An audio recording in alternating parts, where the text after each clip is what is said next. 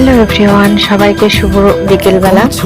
তো বিকেলবেলা আমি আজকে খাওয়া দাওয়া করছি। আজকে না, প্রতিদিনই খাওয়া দাওয়া করি, কারণ ডাক্তার বলেছে যে অল্প অল্প করে সারাদিনে 4 বার খাওয়ার জন্য। সেজন্য অল্প অল্প করে সারাদিনে 4 বার খাই। আর এই দেখো, মা দুধ বসিয়ে দিয়ে গেছে চুলায় আগুনে। তো দুধগুলো একদম লাল হয়ে গেছে।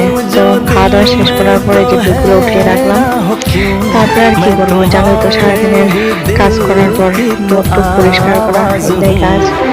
আর মুখটা বিকালবেলা একটু না পরিষ্কার করলে ভালোও লাগে না। তো মুখ টুক ধুয়ে তারপর হচ্ছে এই যে ঘরে যাচ্ছি। আর আমার চা এদিকে বাড়িতে আসছে। আমার চাই বর্তমানে সব কাজ করছে। আজকে যেহেতু মাঠে কামলা নিয়েছে, সেই জন্য ও আসছে।